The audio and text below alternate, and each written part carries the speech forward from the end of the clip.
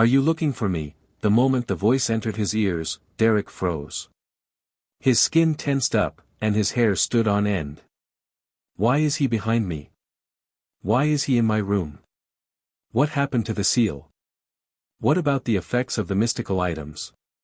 His forehead dripped with cold sweat, and he subconsciously wanted to turn around to take a look. But his instincts stopped him from doing so. This instinct originated from the teachings of the City of Silver's general knowledge of monsters lessons and the strange scene he had experienced after joining the patrolling teams. When someone is speaking behind you, don't turn around in a hurry. Derek raised his hands and clenched them into fists in front of his chest, then slowly, he turned around, bit by bit. The room was shrouded in darkness, making it impossible to see anything. However, there was a tint of golden light that was expanding in his two eyes, transforming into what seemed like two miniature suns. With his light suppliant powers, he saw a dark figure sitting quietly on the edge of his bed. The dark figure rapidly turned clear, revealing a head that had been split in half. In the middle of his head, two gray brains wriggled like they were alive, trying to get close to each other but being unable to do so. The thick, viscous liquid on the severed surface of his brain had turned into thin threads, but they were shrinking like maggots. Each eye that was on the two separate sides were distanced apart, and the nose bridge was separated from the middle. The color of the blood was bright and evident. The left side of his mouth was open, but the right side of his mouth was tightly shut. This terrifying monster was naked, and there were numerous dark red wounds on its body. The countless wounds had torn open savagely, revealing rows and rows of white teeth. They said the same sentence in quick succession, "Are you looking for me?" It paused for a moment, the corners of its mouth and the edges of its wounds were curling up. "Look, am I not normal?" Derek's pupils contracted, and without thinking, he placed his folded hands on his chest and raised them to his chin, as if in prayer. The small room suddenly became bright, and a pure beam of light, swirling with fire, fell from the roof and onto the monster's body. The beam was not as grand as the one used by Derek outside the spire. This was because of the seal here and the mystical item which left him isolated from the spire's exterior. But at that moment, Derek was stunned to see the holy light beam that he had prayed for was suddenly thickening. It was so bright that he couldn't help but close his eyes. A few moments later, something purer and thicker separated from the magnificent pillar of light. It was like a man made of light with no facial features and no clothes. The man of light suddenly coruscated and pounced on the monster. All the mouths on the monster suddenly opened, as if it was letting out a blood-curdling screech. Yet, Derek heard nothing.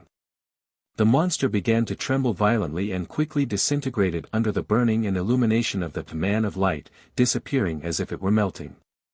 Just as it was about to become transparent, a phantom wearing a black classical long robe and a pointed hat suddenly appeared. The shadow had black hair, black eyes, a wide forehead, and a thin face. It wore a monocle carved from crystal. As soon as he appeared, the man of light exploded, and Derek's vision was filled with whiteness. When his eyesight was restored, he found himself outside the room, in the corridor with the metal lamps set in it, in the dim light of the setting sun. He tilted his head blankly and looked into the room. He saw a tall, muscular figure in dark trousers and a brown coat. In front of this figure was the bed which Derek had been sleeping in. Dawn-like rays of light condensed onto a white leg bone, turning it into a pure white, sharp sword. Next to the straight sword lay a translucent worm.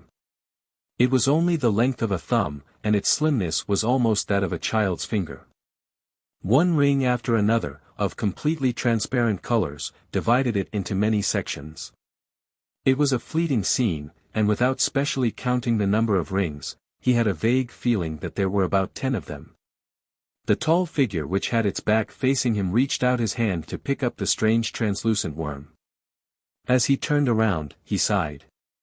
It was close. At that moment, Derek finally saw the face of the tall figure. His hair was grizzled, unkempt, and rather disheveled. He had deep wrinkles around his cheeks, but there were no wrinkles at the corners of his eyes. Some old scars, that were either deep or twisted, remained on his cheeks. He was dressed in a flaxen-colored shirt with a checkered leather belt around his waist, and his pale blue eyes were deep and weathered, like a book full of stories. For a moment, Derek was stunned, and then, as though he had been in danger all his life, he opened his mouth in pleasant surprise. "Your Excellency." In front of him was Chief of the City of Silver's 6-member council, a powerful demon hunter who was over 100 years old, Colin Iliad. Colin nodded slightly and said, "We always knew that he had a problem, but in order to find out what kind of ulterior motives the man named Amon had, we intentionally didn't eliminate him directly, and we instead locked him at the bottom of the spire, sealed under the influence of mystical items, and we often let Beyonders, who only have symptoms of losing control, live next to him and talk to him. We wanted to see if we could induce some abnormal changes in him in order to learn the information we wanted to know. Unfortunately, he had been very normal until today, way too normal. Why do you think he suddenly mutated and attempted to break through the seal? Do you have any idea what makes you different from the others? So it was purposely arranged for me to live next to the former exploration team captain."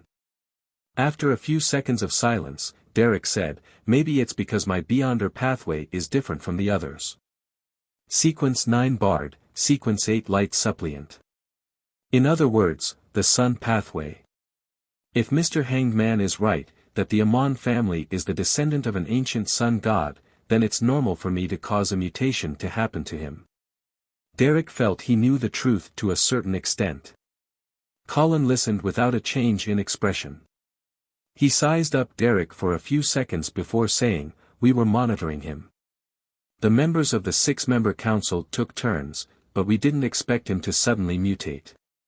There were 0 warning signs, and his actions were very decisive and determined." "What were you doing in the room just now?" Derek, who was considering the relationship between the sun pathway and the ancient sun god, didn't instantly realize what the chief was asking about. When he realized it, his mind was still blank as he seriously recalled what he had done. "I didn't do anything. I just knocked on the wall and tried to talk to him.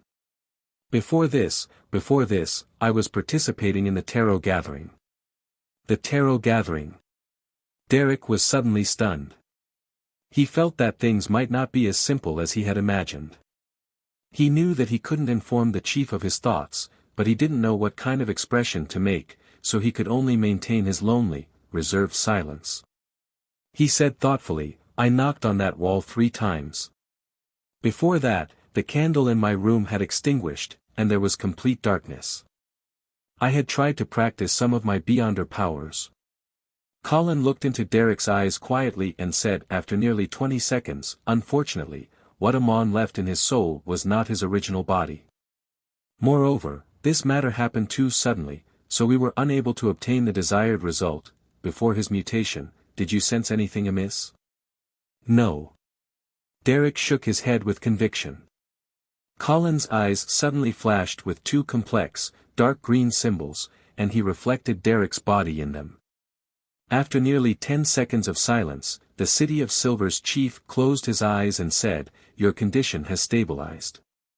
You don't need any more treatment, so you can go back now." Derek was startled. "All right." He watched demon hunter Colin Iliad turn back into the room, pick up the sharp white sword, and turn it over and over in his hands. He quietly took a deep breath and walked along the corridor towards the exit. On the way, he met the keepers who had rushed over one after the other. He slowly walked back home and closed the door. He carefully observed his surroundings for a while, then he sat down on the edge of the bed and recited in a low voice, "The fool that doesn't belong to this era, you are the mysterious ruler above the grey fog, you are the king of yellow and black who wields good luck." "I've just experienced something terrifying." Derek recounted what had happened and mentioned his 2 guesses. After doing all of that, he felt much more at ease. And with his tense state of mind relaxing, he felt immense exhaustion wash through him. He lied down and quickly fell asleep. In the silent and dark room, flashes of lightning would occasionally illuminate everything. Otherwise, it would seem like the dark night. The sleeping Derek suddenly flicked his right index finger and leisurely tapped it on the bed. Once, twice, thrice, after the tarot gathering, Klein didn't divine the werewolf's beyonder characteristic or the biological poison bottle due to his spirituality expenditure. Instead, he went straight back to the real world for a nap. After 20 minutes, he woke up and drew the curtain, allowing the light that penetrated through the mist to bring a certain degree of light into the room. Sitting on the chair in front of the desk, Klein calmed down and began considering what he needed to do in the short term. The main goal is to continue concluding the rules of a magician and make adjustments according to the subtle feedback from my spirituality. Although rules like never performing unprepared, the need to have a stage and a performance, and completing a performance using means of diversion do not seem problematic at the moment, if I were to continue acting this way and performing slight adjustments, I'll eventually digest the potion and reach the advancement state. But this sort of acting isn't sufficient. I'm still lacking some of the important rules. Currently, what I'm doing will make the digestion slow and not thorough. Perhaps it will take a year, or perhaps even 2 or 3 years before my sequence advancement is possible. And Sanguil won't remain there waiting for me. Only through becoming a high-sequence beyonder as soon as possible will I be qualified to take revenge. Therefore, figuring out the other magician rules is of utmost importance. I'll first determine them through experimentation whether the applause from an audience will stir my spirituality and result in better digestion of the potion. Just as Klein was deep in thought, he heard a series of illusory, stacked pleas. A male voice. Is it Mr. Hangman or Little Sun? Klein looked out the window at the gloomy sky, got up, went into the bathroom next door. He locked the door, took 4 steps counterclockwise, and arrived above the grey fog. Within that mysterious space, a towering, ancient palace quietly stood. The illusory male voice echoed in a stacked, continuous manner. Klein glanced at it and confirmed that the prayer was from Little Sunday. He sat in the fool's seat and stretched out his right hand, emanating his spirituality to touch the corresponding crimson star. Suddenly, the voice became clear and layered, and Klein quickly figured out what the sun was talking about. The former captain of the exploration team, who had seen Amon, suddenly lost control and strangely penetrated through the seal, arriving at his room.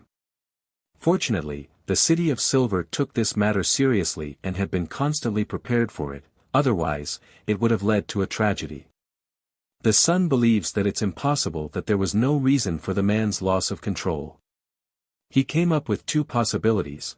One was that his own beyonder pathway met the requirements of being the ancient sun god's descendant, and the other possibility was that the man might have sensed the tarot gathering in Mr. Fool's secret pull. If it were the former, he wouldn't have waited until today and waited until the end of the tarot gathering before losing control. The latter reason has a greater probability. This is the first time I've encountered someone who can sense the matters regarding the grey fog. That Amon is very scary. It's no wonder their family was known as the blasphemers during the 4th epoch. Even their last names are taboo. Klein subconsciously looked at the crimson star and the corresponding supplicant. He carefully observed the blurry image of Little Sun to see if there was anything abnormal with him. Klein believed that Amon wouldn't be so easily eliminated. Even if it was as the chief of the City of Silver had said, that his body wasn't his main body, it didn't make it any easier to eliminate him. The only possibility is that the powerhouses in the City of Silver have been using mystical items to monitor him, but is that even possible? When he decided to let the former leader of the exploration team lose control and silently penetrate through the seal, he definitely had a plan in place. In the midst of his thoughts, Klein's eyes suddenly froze as he looked at the prayer scene.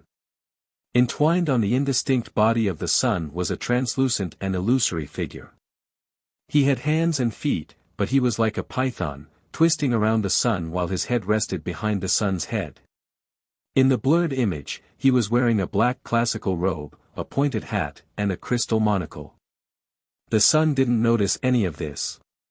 Klein almost drew a cold gasp, shocked at the strange means that were available to that entity. He vaguely understood the other party's intention. By residing in the spirit body of the sun, he is waiting for the next tarot gathering, allowing him to sneak above the gray fog, like a virus or a Trojan horse. When that happens, my control over this mysterious space might be snatched away. He's truly a blasphemer. Fortunately, little son is rather naive and straightforward, so he immediately reported this to me. Through the corresponding crimson stars and the power of the gray fog, I was able to discover his peculiar state. Klein drew a breath and tried to calm himself. At that moment, he had to respond. He had to quickly think of a way to get Amon out of the sun, or temporarily expel the sun out of the tarot gathering.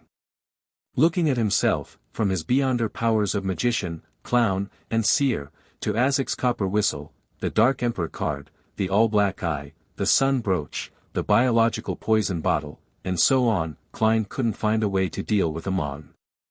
Amon's sequence is definitely above sequence 4, and the means available to him must be sufficiently strange. To be able to escape from the City of Silver's mystical artifacts and powerful demon hunters, it means that he isn't something which can be easily eliminated with ordinary objects or powers. After thinking for a moment and looking around, Klein discovered there was only one possibility of eliminating Amon, the gray fog, this mysterious space. I have to think of a way to pry its power away. The sacrifice and bestowment ritual from before are examples. With this train of thought, Klein turned his gaze to the Book of Secrets. This mysticism book, which originated from the ancient shaman King Klarman, recorded many mysterious rituals that required help from the primitive moon. Klein, who had been reading it before, vaguely remembered that a few of them were suitable for such a scenario. Of course, it was unknown what changes he would have to make after directing it towards the Fool. He could only keep his hopes up and try his best. As Klein flipped through the book, his eyes stopped at a ritual. Blood Moon Sacrifice. This ritualistic magic was clearly different from the simple ones that Klein had learned before, and it used the element of a secret deed. The process was to use a material rich in spirituality, preferably the blood of a beyonder, to write the honorable name of the target of the secret deed on an animal hide, and to draw the corresponding symbols and magic labels. If necessary, the specific circumstances of a given time and place also had to be taken into account. When this was done, the ritual host would set up the altar, pick up the piece of hide, and repeat the honorable name, letting their spirituality to seep into the hide, gradually spreading it out, little by little to form a hidden bond with the corresponding great being, and obtaining the corresponding spiritual experience or help. The final outcome of this ritual was unknown. It all depended on what the hidden or great being bestowed. Or rather, according to one's characteristics, the knowledge and power one could gain through that secret bond were also different. This kind of rather vague and subjective ritual gave Klein enough freedom to modify and manipulate it. If he had assumed the stance of forcefully eliminating Amon from the beginning, then Amon would have certainly resisted and created a dangerous accident.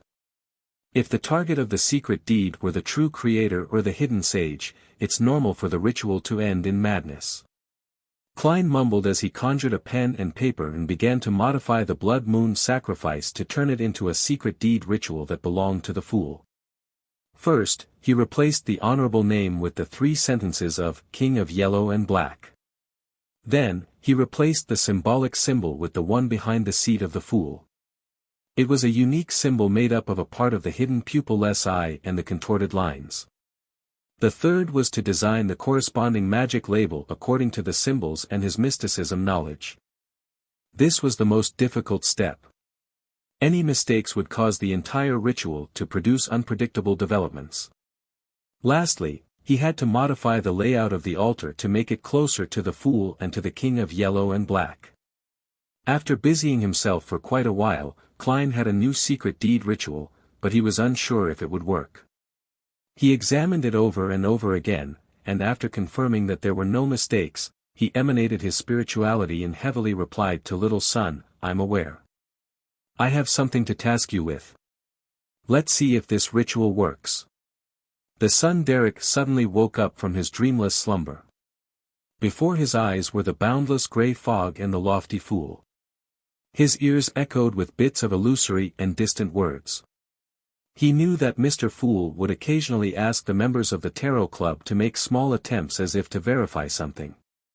He wasn't surprised by this, and he immediately sat up and began to search for a monster hide, exotic herbs, and other objects.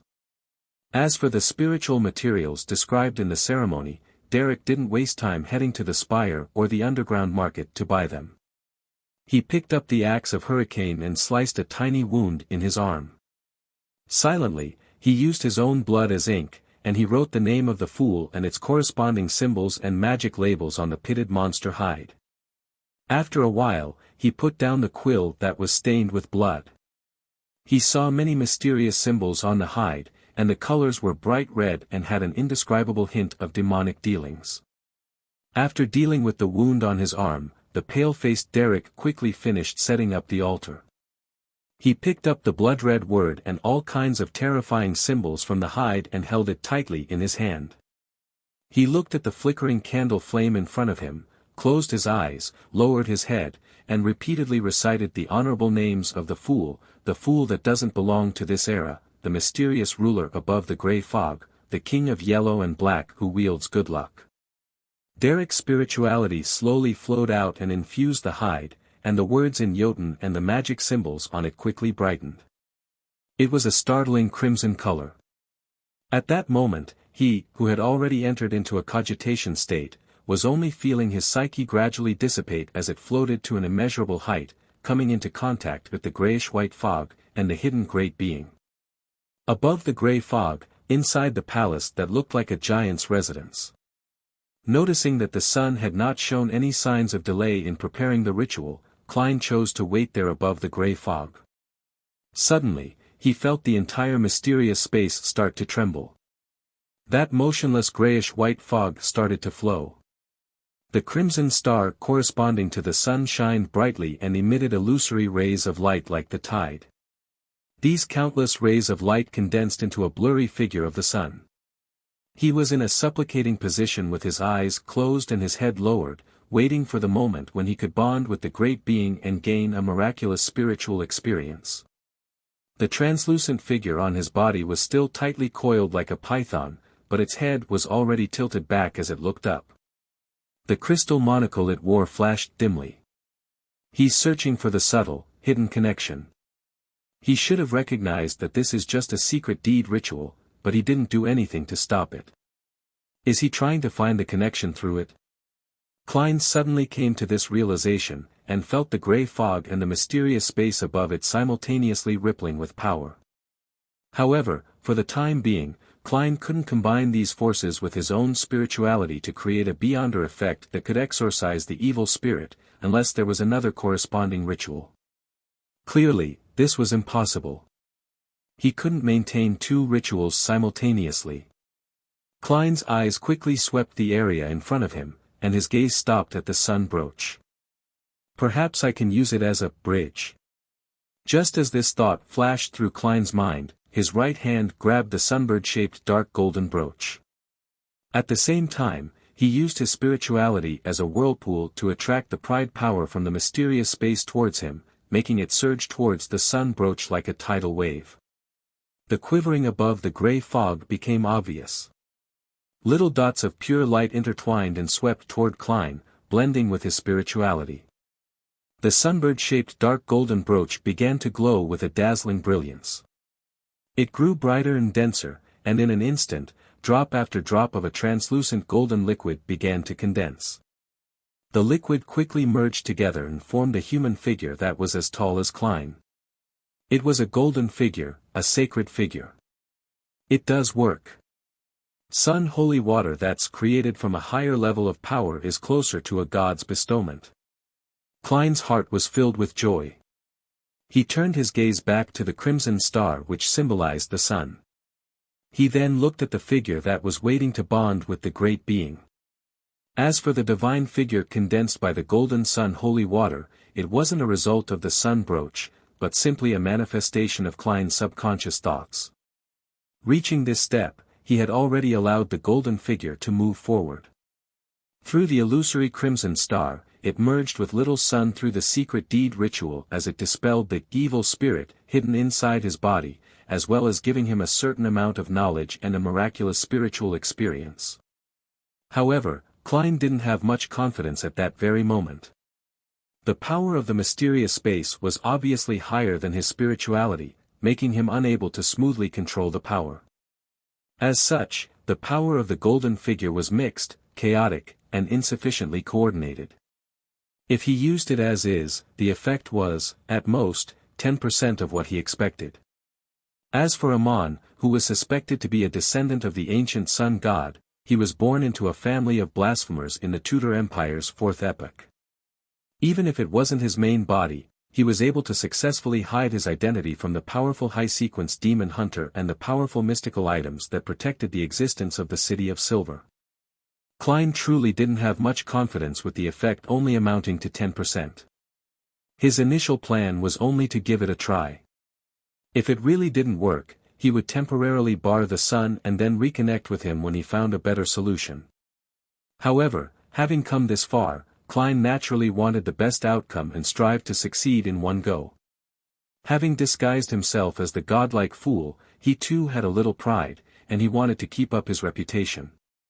He gave a self-deprecating laugh as he prepared to find a way to increase the effects of the golden figure to dispel the evil entity at the last moment.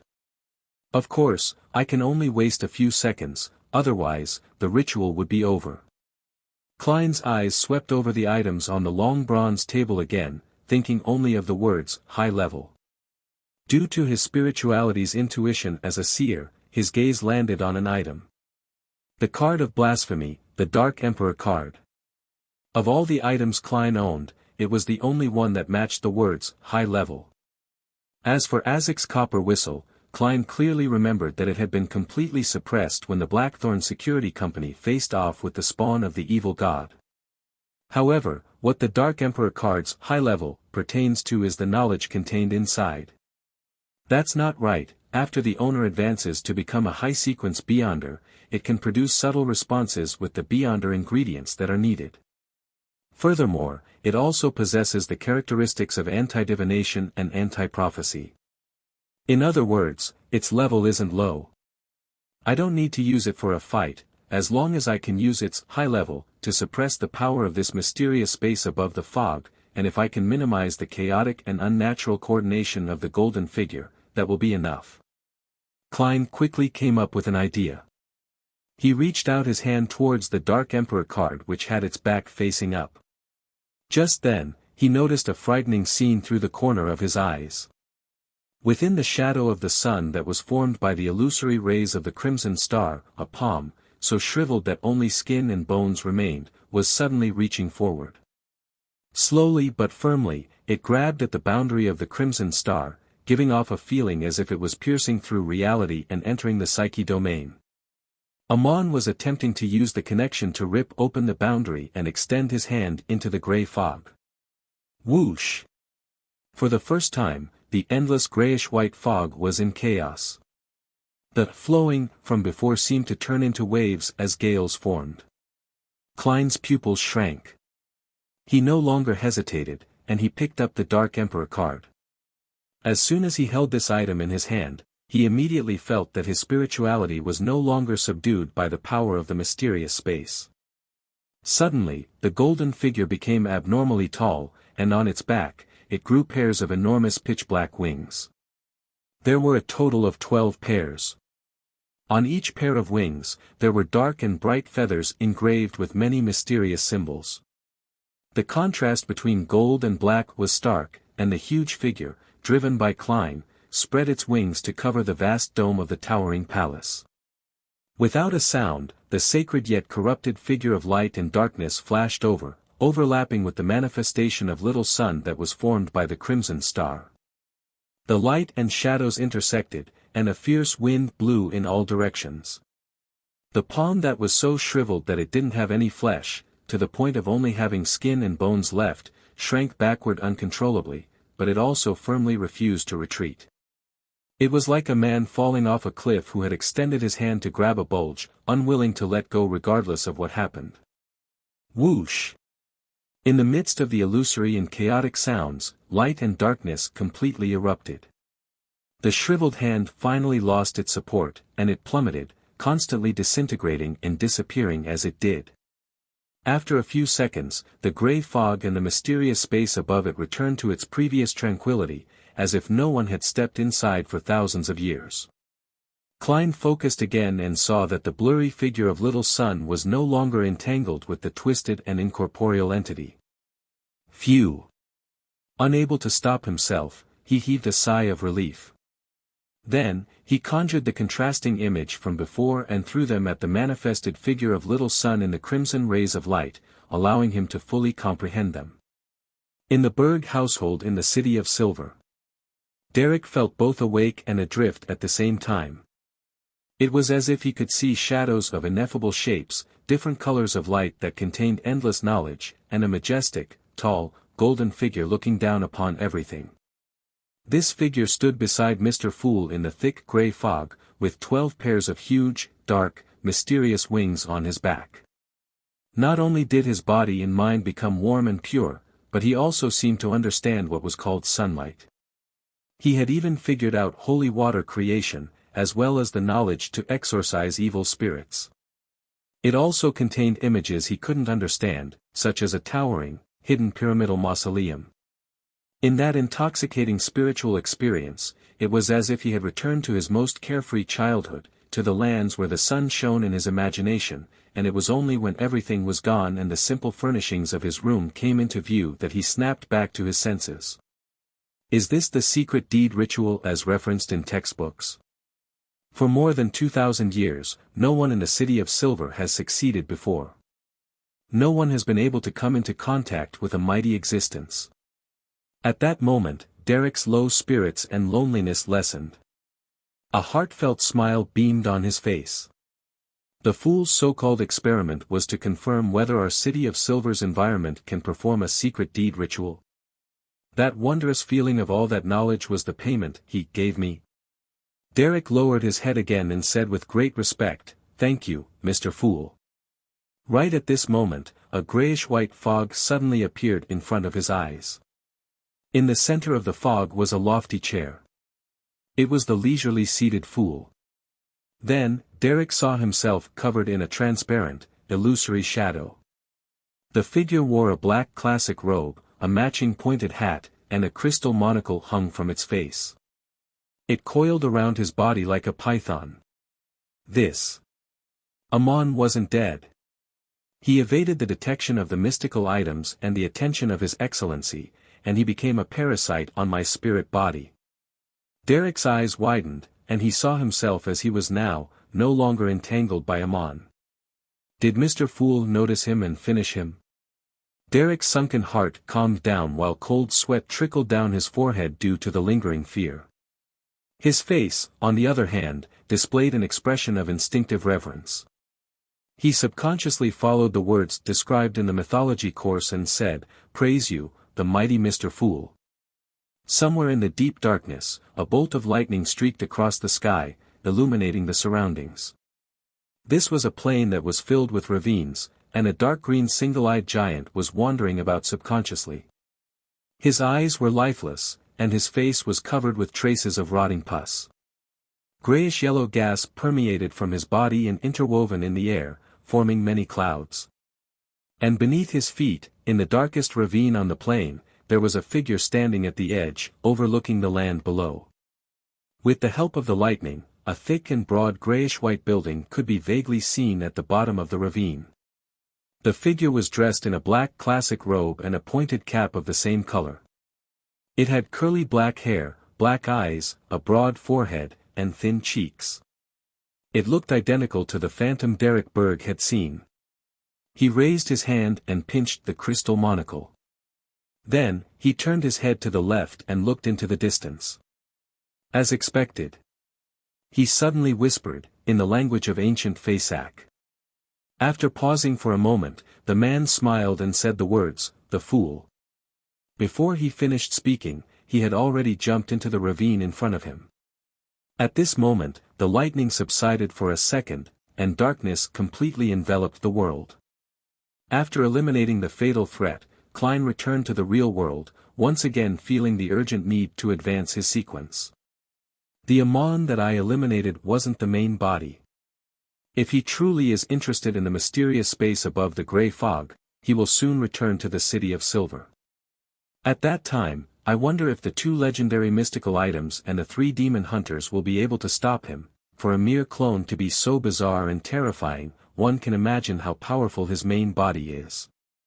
Therefore, I need to conclude the rest of the magician rules as soon as possible and, through digestion and advancement, better grasp the mysterious space above the gray. Perhaps, the City of Silver's Shepherd Elder will be used. If she really is corrupted by the true Creator, Klein opened the bathroom door and went down to the first floor while in deep thought. What about the rest of the magician's rules? As Klein idly leafed through the newspaper he had finished reading, he thought about the issues that mattered most to him. He had already considered one point before, and that was the difference between having an audience to cheer for him and not having one. However, just this alone didn't seem sufficient. With this thought, Klein's thoughts ran wild as he inexplicably thought of something. When I was still a seer, being recognized and praised as a true fortune-teller would give me a feeling that the process of digesting the magic potion had become faster. After I concluded the seer principles, I began to believe that there was no direct correlation between the views and feedback from others and that they were merely expressions, nothing substantial. If I act well enough, I would naturally be acknowledged, and my digestion would naturally be faster. That is to say, I had always believed that they were 2 different responses with the same gains, and not something related to causality. But now, there's the choice of receiving an audience's applause. If it does help me digest the potion, does it mean that some performances really require feedback, and the way that others view me can subtly affect the progress of my potion's digestion? By extension, would the establishment of the churches by the 7 Orthodox gods, the spreading of their faith, and the nurturing of their followers partially be a result of this? This is truly a sacrilegious thought. I am indeed not a person who sincerely worships gods. I will praise them, but I won't blindly believe in them. Klein quickly adjusted his train of thought as he searched for another angle of attack. He repeatedly compared the subtle differences between seer, clown, and magician. Gradually, he came up with an idea. In comparison, does a magician, who needs to perform, possess the need to take the initiative? Taking the initiative to perform instead of being passive like a seer or clown. From the perspective of fate, it also fits. From a seer's reverence of fate, a clown's characteristic of being teased by fate while still maintaining a smile, and finally a magician who takes the initiative to challenge fate. Even if the result is nothing real or substantial, he will still receive the audience's applause from his deception. Klein nodded indiscernibly as he planned to make attempts in taking the initiative to perform. Where should I start? It should be something relatively less dangerous. I can consider the imprisonment of that vampire named Emlyn White by Father Yutravsky. However, I need to confirm that this group of non-humans abide by the law and only engage in petty theft at the worst. Where do Emlyn's companions stay on the southern side of the bridge? I can't really remember. I'll have to use divination to jog my memories. I'll also confirm how dangerous it is. Having come to this conclusion, Klein put down the newspaper, got up, and went upstairs. It had to be said that he didn't have any other motivation to actively involve himself in something that had almost nothing to do with him. It wasn't his personality, but in order to act, he had to force himself to do so. This is considered rather simple for me. How would a straight male act as a witch and demoness of pleasure? It's no wonder the City of Silver emphasizes that you're only acting. Klein suddenly understood the meaning of the admonition. City of Silver, in a dark room at the top of the spire. Chief of the 6-member council, Colin Iliad, stood in front of a window, staring at the silver city which was shrouded in darkness and lightning. Those beams of light illuminated his disheveled white hair, revealing his twisted and hideous old scars on his face, as well as the deep wrinkles on his face and his worried eyes. After an unknown period of time, Colin turned and looked at a dark corner. He asked in a deep voice, "Find anything?" In the corner, a shadow stood up. It was pitch black as it shot towards the wall, twisting and whirling. Its voice carried the feeling of metal rubbing against metal, and it was rather jarring to the ears. After Derek Berg returned home, he showed some signs of abnormality, but there was no immediate need to deal with it. Colin nodded slightly and said, "What did he do?" With the help of the mystical item at the bottom of the spire, the rampager and the clone of the mysterious figure were eliminated. However, he had constantly suspected that the matter had not been completely resolved. The former captain of the exploration team suddenly lost control. The mysterious person recklessly took action after enduring for a full 42 years, without any consideration for the traps or the consequences. All of this made Colin, who had killed and hunted many monsters, instinctively feel that something was amiss. Therefore, he believed that this was a deliberate choice made by the mysterious man. Although the real purpose of the mysterious man was still unknown, he definitely had some sort of follow-up method, and it wouldn't be so simple to get rid of him. After using his demon hunter powers and finding no abnormalities, he deliberately pretended to be deceived and directly permitted the youth named Derek Berg to return home. However, he had secretly sent someone to monitor the situation closely. This was completely different from the detention and observation method which Colin had used in the past. It was a change he had no choice but to make. The black shadow that was slightly gyrating replied, after he entered the room. He sat on the edge of the bed and muttered to himself for quite a while. "As I was afraid that the mysterious man would discover me, I didn't get too close, so I couldn't clearly hear what was being said. However, I can confirm that this is an abnormal sign." After talking to himself, Derek seemed to become very tired and fell asleep very quickly. But after a short nap, he suddenly woke up and conducted a ritual. I suspect that his mind wasn't lucid while doing so and that he was controlled by the mysterious man. By the way, the ritual had elements of a secret deed. Colin pondered for a while and said with a solemn expression, as expected. Perhaps he was communicating with his main body via this method. What exactly is his purpose? Why did he spend his 42 years at the bottom of the spire in peace? The black shadow naturally couldn't answer this question as it continued. After the ritual, Derek no longer showed any abnormal behavior. Does this matter need to be dealt with immediately? If that mysterious person's main body is attracted here, we might not be able to deal with him. Colin remained silent for a few seconds before saying, "Continue the observation. That mysterious person has yet to show any substantial malice, so our reaction can't be too intense. Sai, do you remember that prophecy? It's almost time for disaster to befall. The further we explore, the more strange ruins we find, and the more dangerous the items we harvest, by your will, your excellency." The black shadow slowly retreated back into the ground and disappeared. At this moment, in the Berg household, Derek began to cough so violently that his heart seemed to almost burst. Cough. Cough. Cough. He crouched down and coughed non-stop until his throat began to itch, and he coughed out something. Splat. A translucent object slid across his throat and fell to the ground. It was a worm with the length and thickness of a finger. There were some transparent areas on its body, forming rings. Derek had seen something like this at the bottom of the spire previously, and he was certain that he was already free of Amon's influence. He bent down and picked up the translucent worm, and finally, he was able to count the total number of rings on its body. There were a total of 12. What is its use? What can it be used for? It seems to be dead. Derek lost himself in thought. Winter County in the northern part of the Lone Kingdom. A black Gothic cathedral towered over the snow-covered mountains as it occupied a vast stretch of land. In front of it was a cliff, and its surroundings was a vast expanse of whiteness with utmost silence.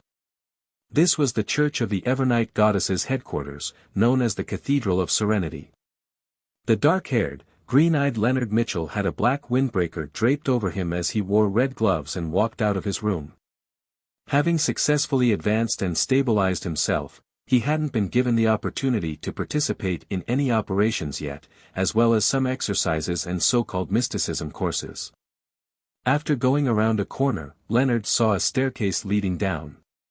There, he saw Captain Dunn Smith, with a pair of dark grey eyes and dressed in a black windbreaker, and Klein Moretti, who exuded a bookish demeanor standing there, smiling and waiting. He tilted his head back and sighed. My memory has also gotten worse. I've already forgotten that the two of you no longer exist. Leonard looked away and walked down the stairs to the first floor of the cathedral. He knocked on the door and entered a small room.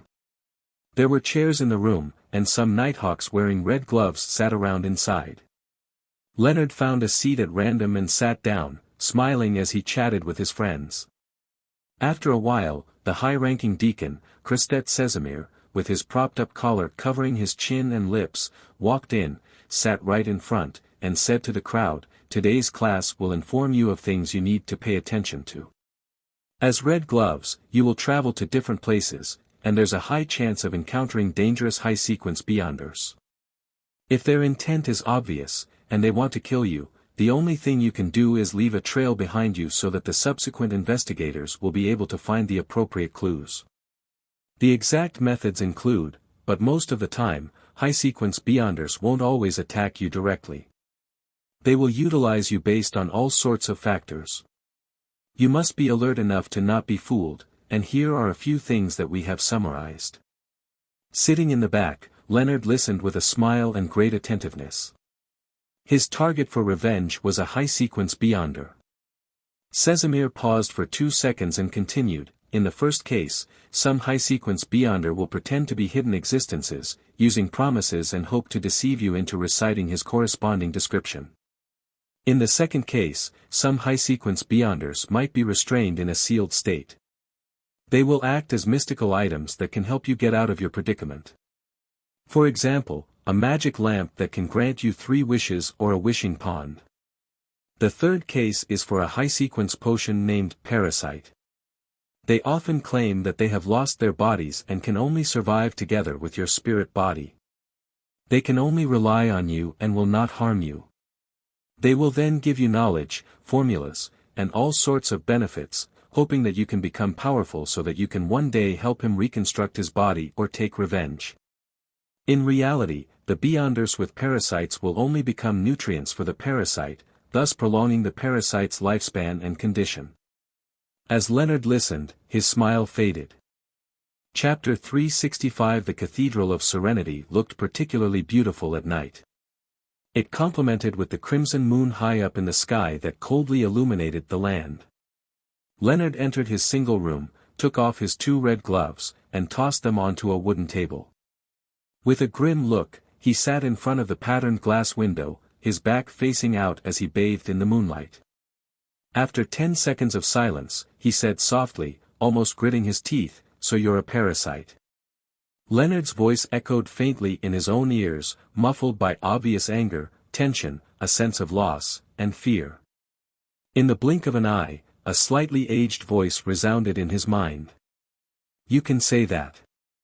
What exactly do you want? Are you a being that's leeching my life through your parasitic means? Or are you waiting for me to become stronger, so you can directly devour my beyonder characteristic, just like cultivating a humanoid potion?" Leonard's voice was suppressed, but in no way slow. The slightly aged voice in his mind laughed. "I'm your fortuitous encounter, didn't you always think so? You believe yourself to be unique and the protagonist of this era. In fact, you aren't acting as arrogant and self-conceited as you usually do. Ultimately, you're wary of me. Hee hee. After I taught you the acting method, you didn't even focus on studying it. All you did was a very superficial attempt at it. You wasted a very long time before you digested it and even hid it. You didn't pursue the nightmare potion. It was only after you met with the spawn of the true creator and suffered a setback were you willing to advance to sequence 7. Your regret has made you hallucinate. Leonard, think about it carefully. Would I not understand the Church of the Evernight Goddess? When I dealt with them, even the so-called Cheneys hadn't even been born yet. Would I not know that the Church of the Evernight Goddess knows of parasites? Would I not realize that the Red Gloves would grasp certain secrets to prevent the infiltration of high-sequence Beyonders? But did I ever stop you from joining the Red Gloves? After a few brief changes in expression, Leonard finally fell silent, saying nothing. The voice in his mind laughed again. Do you feel like you have aged faster than your real age? No, right? I can live for at least another 100 years. I'm not in a hurry to take over my host's life. As for your Beyonder characteristics, humph. We aren't even in a similar pathway that allows exchanging. If I swallow it, it would be equivalent to drinking poison, making me half crazy and increasing my chance of losing control. Do you think that I would do that? Evernight is grouped with Giant and Death, while my Beyonder pathway's goal is that of the Apprentice and Seer. Leonard looked at his body, which was illuminated by the crimson moonlight. After some thought, he asked again, what exactly do you want to do? What is your purpose? The slightly aged voice in his mind sighed. Didn't I already tell you? I've suffered tremendous damage, and I need a host to recover slowly, and I have to hide from a terrible enemy. The Nighthawks, the Church of the Evernight Goddess, is quite a good choice for a host. Leonard lifted his head, looked at the ceiling for a few seconds, and said in a deep voice, will you be discovered by the archbishops, high-ranking deacons, or other sealed artifacts? The slightly aged voice replied leisurely, if parasites were so easily discovered, that high-ranking deacon named Sesamir wouldn't have just given a warning and not send all of you to be checked. Of course, parasites do leave traces. The Church of the Evernight Goddess has the means to determine this, but it's relatively complicated and troublesome. It will cause certain losses and substantial danger. It might even affect that goddess, so before you become a high-ranking deacon, making you qualified to participate in meetings for the upper echelons of the church and interact with Grade 0 sealed artifacts, there's no need to worry. By then, I should have recovered and embarked on my own journey. Leonard listened with a serious expression. After a while, he said, you have a terrifying enemy. Who is he? The slightly aged voice chuckled and said, I don't know his name, but I do know his last name. What is it?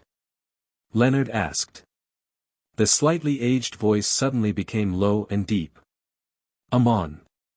The area south of the bridge, 46, River Bay Avenue. The owners of the house that were enjoying their dinner heard the tinkling of the doorbell. The only maid came to the door, and through the peephole above the door's lock, she saw a policeman in a black and white checkered uniform. She opened the door and asked somewhat fearfully, Sir, is there anything I can do for you? The cop was none other than the disguised Klein, who was attempting to take the initiative to perform. He was here to confirm that the partners of the vampire, Emlyn White, the ones living at 48, River Bay Avenue, and the people who entrusted Stewart with the mission, were law-abiding monsters. Yes, law-abiding monsters. Although this doesn't sound right and sounds a little funny, it's how I would react with my true thoughts. Klein emphasized in his heart. The police uniform he wore wasn't a fake that he specially tailored. It was a product of his ordinary clothes and hallucinatory effects. A magician had to do what a magician would do. Klein didn't monitor 48, River Bay Avenue because he believed that Emlyn White's companions had long since moved away. As monsters and non-humans, moving to another residence was the most basic thing to do after a comrade disappears for several days. They had to suspect that Emlyn White was captured by the Nighthawks, the mandated Punishers, or other official Beyonder organizations, and it was necessary to assume that he might be dead at any moment. Therefore, what Klein wanted to do was to perform an investigation by conducting a survey. He maintained the arrogance of a low-ranking policeman towards an ordinary citizen. Without taking off his hat, he slightly raised his chin and said, I have something to ask your master. The maid entered in a fluster and quickly brought back a man in his 30s wearing a thick shirt. Officer, what would you like to ask me? The man asked nervously. Klein stood at the door and looked inside. Do you know the residence of Unit 48? I do. The male owner was stunned for a moment before asking, what happened to them? They're involved in a case. You have to tell me everything you know, Klein said with a straight face. His face was also disguised, augmented with slight hallucinatory effects. It was to ensure that he looked distinct from the great detective Sherlock Moriarty. The male owner suddenly came to a realization. It's no wonder they moved away so hurriedly more than a month ago. Most of the residents of Riverbay Avenue and the neighborhood knew the Whites and their son. He was a handsome but eccentric young man. Mr. White is an excellent physician and is good at using all kinds of medicine and bloodletting therapy. Bloodletting therapy? Klein returned with a question. Yes, although this has been regarded by many newspapers and magazines as an old medical skill that had no effect, anyone who received Mr. White's treatment were cured. However, Mr. White also said that except for him, the other doctors who practice bloodletting therapy are quacks. The owner gave his viewpoint. The bloodletting therapy is to accumulate food for themselves, isn't it? The only thing that is useful was the medicine. This vampire family relied on bloodletting therapy to help treat patients while receiving food as compensation. If there weren't many patients, or if their blood was very unhealthy, would they consider going to a distant hospital to steal blood from a blood bag and drink it? For such monsters, they really are law-abiding. Klein nodded in understanding. The emotional color changes in his spirit vision told him that the man wasn't lying. Seeing that the police officer didn't refute him, the man continued, Mr. White and his wife are very nice people.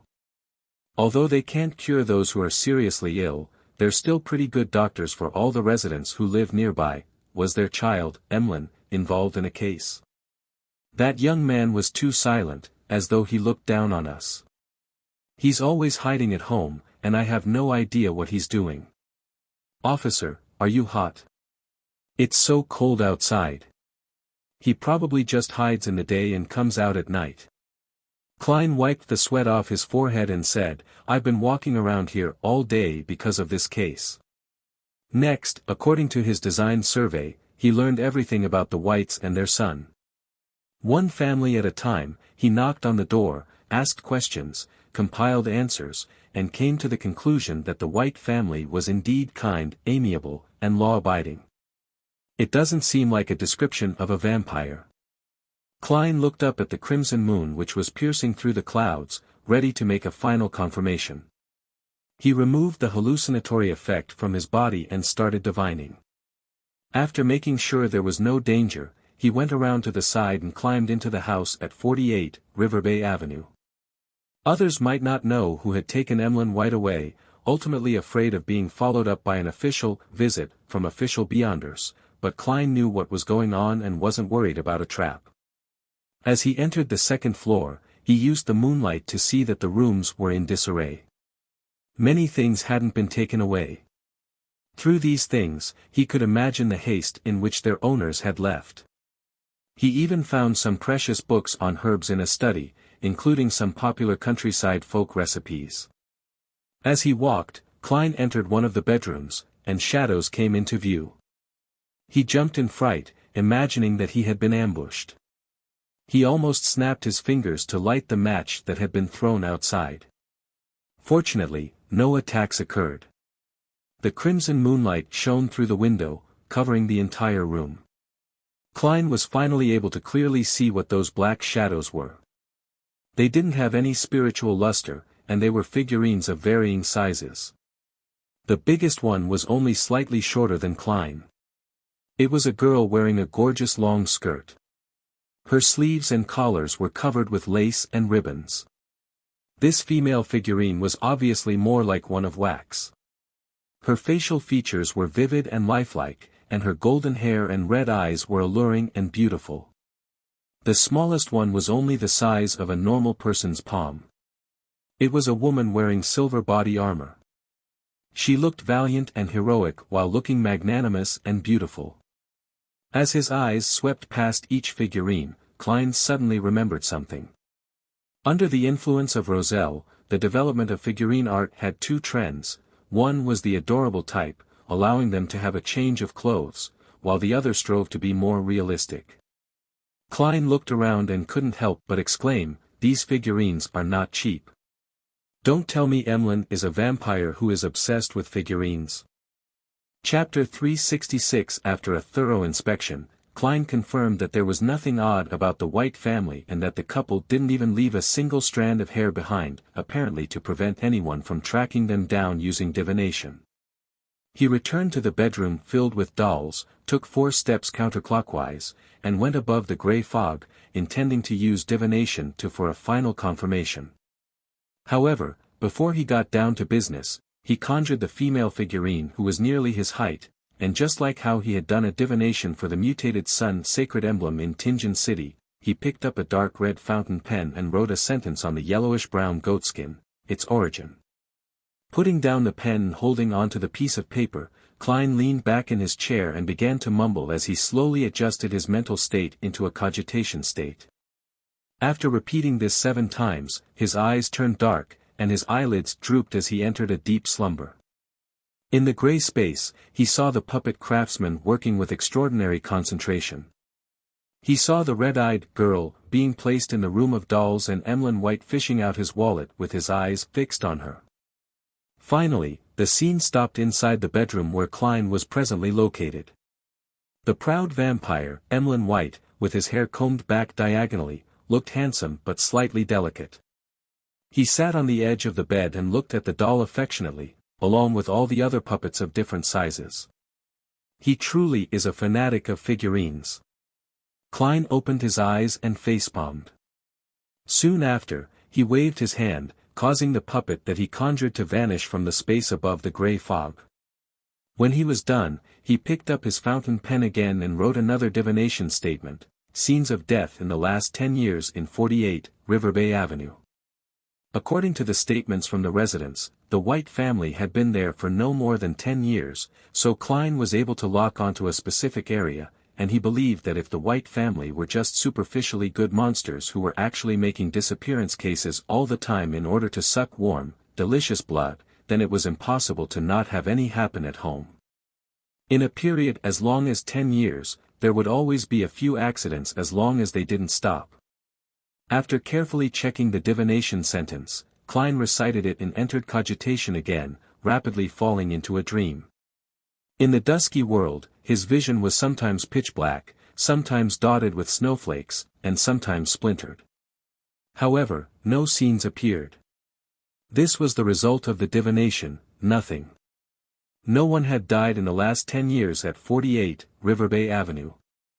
By taking into account all the factors involved, it's possible to make a preliminary conclusion that the White family was a law-abiding vampire family, other than a few instances of petty theft. As Klein looked at the long, mottled bronze table in front of him, he wrapped himself with his spirituality and plummeted into the grey fog. Returning to the real world, he carefully removed the traces he had left behind and left 48, River Bay Avenue. Instead of making his final conclusion, he took a detour to the River Bay police station, where he easily sneaked into the archives by mixing himself in among the thieves and drunkards, allowing them to serve as a foil for his disguise. There, he boldly lit the gas lamps inside. Then, Klein pulled out the last 10 years of missing persons records and paged through them.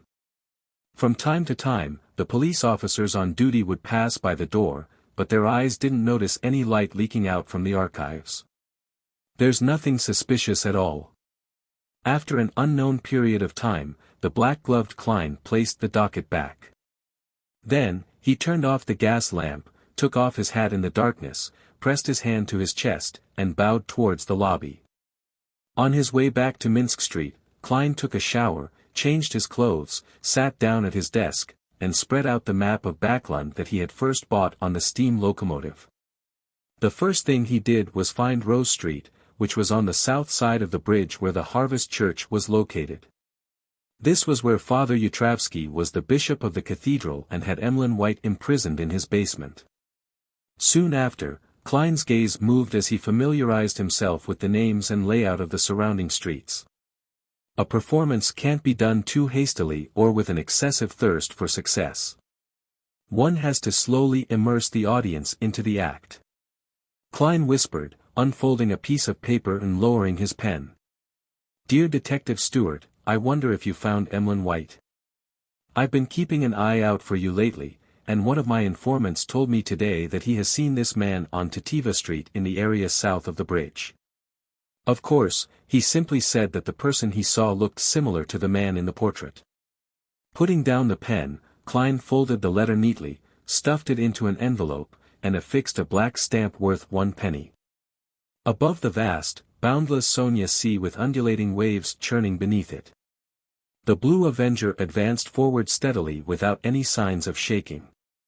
Alger Wilson sat in the captain's cabin with a brass sextant in his hand, but his eyes were closed. Without a sound, a smile suddenly appeared on his face. I've finally digested it. Alger opened his eyes and raised his hands, causing the surroundings to glow with an azure light. The azure lights intersected and turned into a huge wave that swept forward.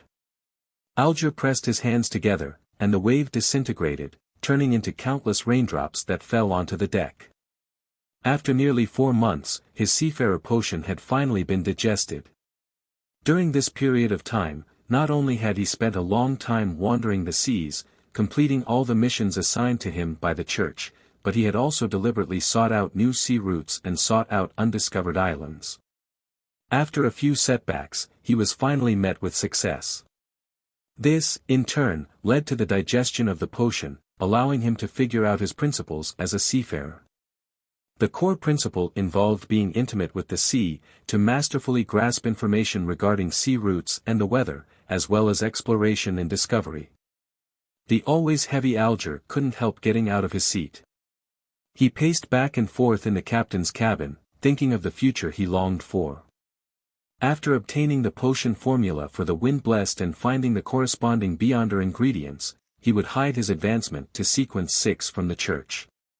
Then, he would repeat the same process again, striving to become a Sequence 5 ocean songster within 3 years. During this process, he had to serve as the captain of the Blue Avenger and avoid entering the mandated Punishers with its complicated social relationship so as to prevent his secret from being exposed. Once I'm promoted to Sequence 5 and gain sufficient strength, I'll be able to secretly return to that place. Alger subconsciously looked to his right. His gaze seemed to pierce through the planks of the ship and the vast sea, and onto an ancient and hidden island. Alger wasn't worried about his future advancement within the church. Once he fulfilled his wishes, he would be able to fully focus on seeking a higher position in the church. At that time, he would continue to disguise himself as a Sequence 7 despite being a Sequence 5 and drink another Wind-Blessed potion. This would increase his Beyonder characteristics, strengthen him, and slow his digestion, but it wouldn't endanger his own safety. For the same reason, after Sequence 5 was completely digested, he could imbibe another ocean songster and repeat the normal process.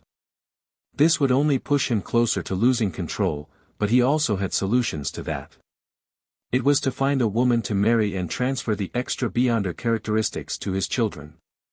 After doing this, I'll be able to move closer to the level of a cardinal and approach the level of a high sequence Beyonder. This is my chance in such an era. In his mind, Alger had already sketched out the image of himself wearing the robe of a cardinal as he occupied a high position in the church and had many mandated punishers under his control. After being intoxicated for a moment, he withdrew his gaze and regained his senses. What follows will increase in difficulty with each step. Fortunately, I have the tarot gathering in Mr. Fool.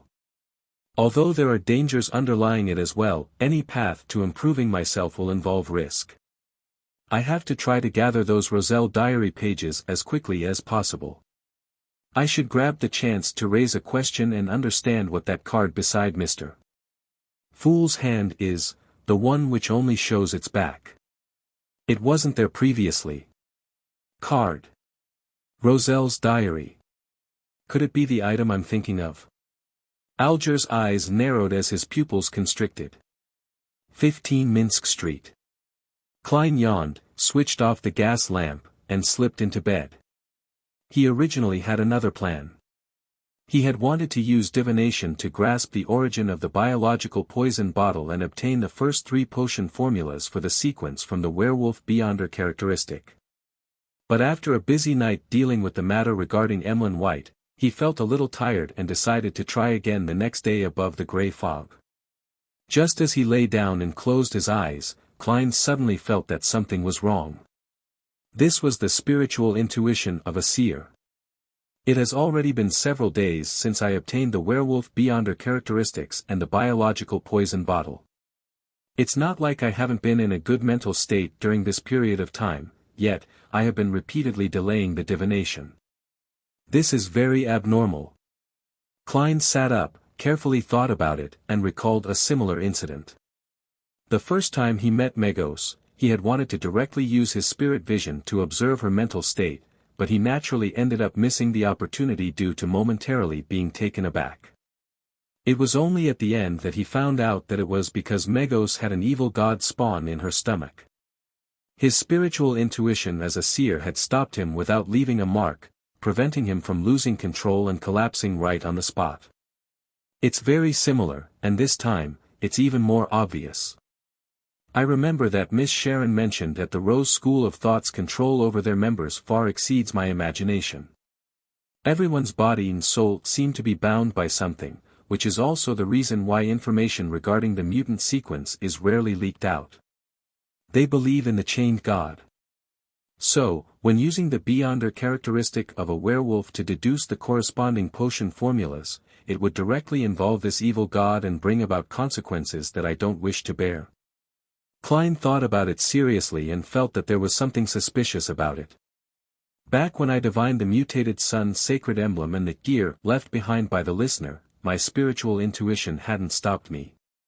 Could it be that the chained god is stronger than the eternal blazing sun and the true creator? Or could it be that his nature allows him to restrain the grey fog and even be able to effectively invade it? Of course, the source of the danger can also be the biological poison bottle. Thinking of this, Klein, who was always cautious, decided to attempt divining the biological poison bottle tomorrow and see if his seer's spiritual intuition would stop him. Chapter 367 Tuesday morning, the weather remained as cold as it usually was this season. Klein tightened the collar of his tweed coat, put on his hat, and pulled open the door. He was heading to the end of the street, where the mailbox was, to post a letter to Detective Stewart. Since it wasn't that far, there was no need to dress neatly or heavily, but Klein had just recovered from his cold, so he had wrapped himself up thickly just in case. Perhaps it was because of the strong wind last night, but the air in Backlund was surprisingly good. Klein subconsciously slowed down his pace and enjoyed this rare morning. As he passed Jürgen's house, he heard the oriel window creak open and instinctively turned to look. Standing at the window was Mrs. Doris, wearing a black plush hat and a thick grayish-blue scarf. She looked even worse than before, and her body was even more hunched. "Good morning, Detective Moriarty. Thank you for taking care of Brody. He said you were a good man, didn't you, Brody?" Old Granny Doris bent down and picked up the black cat with green eyes. Brody used all 4 of his limbs and struggled in her embrace. Finally, he jumped down and lightly landed on the windowsill. But instead of leaving, he circled around and around, nuzzling Mrs. Doris with its head on one side, without even looking at Klein. Was he being friend-zoned by a cat? Klein gave a self-deprecating laugh and smiled sincerely. "It's a happy deed, and even more delightful news is that you've recovered and have been discharged from the hospital." After exchanging a few pleasantries, he said goodbye and continued to walk down the street with a smile on his face. He had only taken a few steps when he heard Mrs. Doris call after him. "When Jürgen comes back, I'll have him pay you. Do I look like I took this mission for the money?" The smile on Klein's face suddenly froze. He could only half turn around and wave his hand, indicating that he understood. When he was far away from Jürgen's house, his expression gradually turned serious, and he sighed faintly. He had just activated his spirit vision to look at Mrs. Doris's aura and found that her situation wasn't too good. It wasn't only because of her old age but also because of the cold weather and bad air in Backland. All of these had a very bad effect on her lung disease. Mrs. Doris should be able to make it through this late autumn and winter, but it will be hard to say for the next one, or the next one. If she wants to live for a few more years, she would have to move to the south, to the area around Desi Bay. It's a pity that it's likely that lawyer Jürgen can't afford to do so now. Even I haven't been to Desi Bay. Klein mumbled, came to the mailbox, and stuffed the letter in. This was the prelude to his performance. And this evening, he would head to the Harvest Church as a detective and do the rest of the preparations. After buying a Desi pie for breakfast, Klein returned via his original path and was quite at ease. Before he got close to the house, he saw an elegantly decorated carriage parked outside. Two ladies in black hats and a ribbon were anxiously pulling on his doorbell, while the maids and bodyguards were scattered around, as though they were on guard against something. Mrs. Stellan. Ma'am Mary. Do they have something to entrust me with? They look very anxious. With the paper bag containing the Desi pie in hand, Klein approached and said with a laugh, "Ladies, it should be time for breakfast." When they turned back to see Detective Sherlock Moriarty, Ma'am Mary was visibly relieved. "Mr. Detective, you have to help me." In Klein's spirit vision, there was nothing fake about her anxiety, nervousness, and fear. Therefore, he nodded his head, pointed at the door and said, "Let's talk inside." As he spoke, he glanced at his landlady, Stellan, and he noticed that her condition was entirely different from the past 2 days. She had become very low and dejected, as though she wasn't interested in anything at all. What happened to her? Although his landlady liked to show off a little, she's someone who loves life a lot.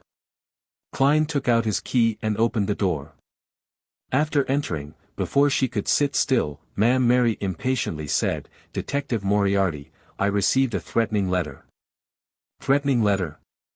Klein put down the Desi pie, clasped his hands and asked, "What does the letter say?"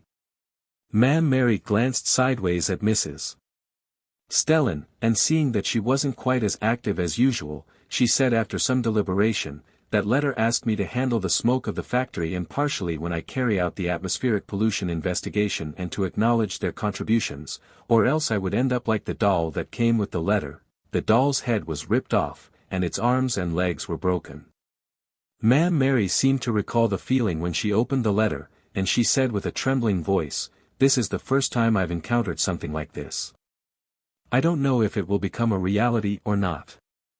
I didn't know that I would have to experience such cases when I became a member of the Investigation Council. I didn't know, ma'am, perhaps Emperor Roselle once said that there are only two ultimate forms of hatred between people. One is to murder the other person's parents, and the other is to destroy another person's means of earning money." Klein solemnly nodded his head and said, "My suggestion is to report it to the police." From his point of view, Ma'am Mary was now a member of the National Atmospheric Pollution Council. Her status was completely different from before, and the police would certainly not take the threats she received lightly.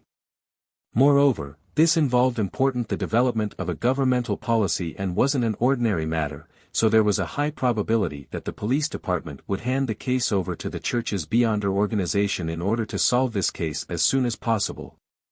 Based on Ma'am Mary's status as a follower of the goddess, the Nighthawks was an inevitable choice. This way, even if Klein wanted a share of the reward, he didn't want to involve himself in it. "I've already done so, but it doesn't reassure me." Ma'am Mary pursed her lips and said, "Do you know what they said?" "They said that threatening letters were formed by cutting the words from newspapers, and the doll could be bought from anywhere. It would be very difficult to find the sender in a short period of time. And they only sent one policeman to protect me. Goddess, is this how they treat a helpless citizen's cry for help?" Ma'am Mary paused, looked earnestly at Klein and said, "Detective Moriarty, I believe you can help me, not only because of your performance from that matter but also because of Mike's approval, Aaron's praise, and Talam's extolment. And I know you made a great contribution in that serial murder case. Don't worry, I will pay you well enough.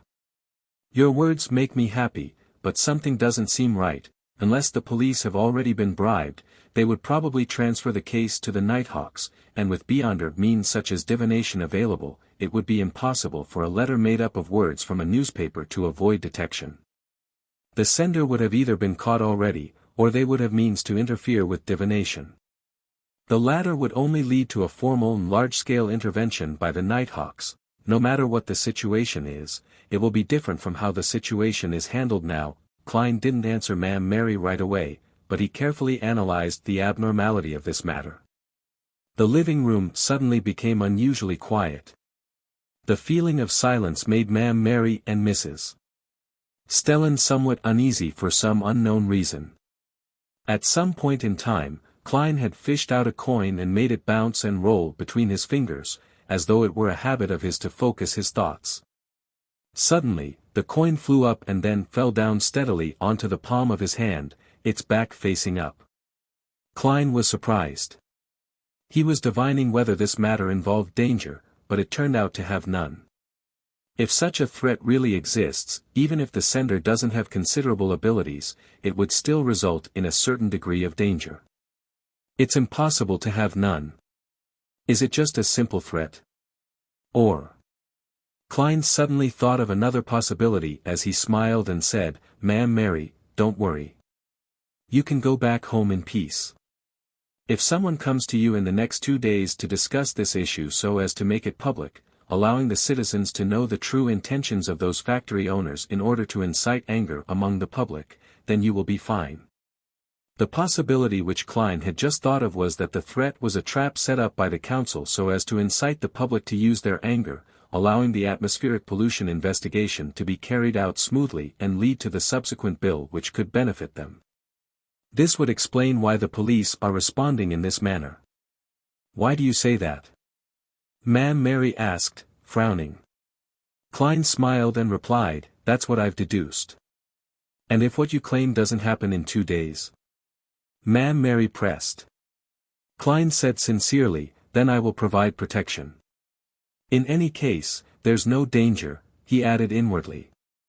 After comforting and sending off Ma'am Mary, he went above the grey fog to confirm the matter and received the same result as before.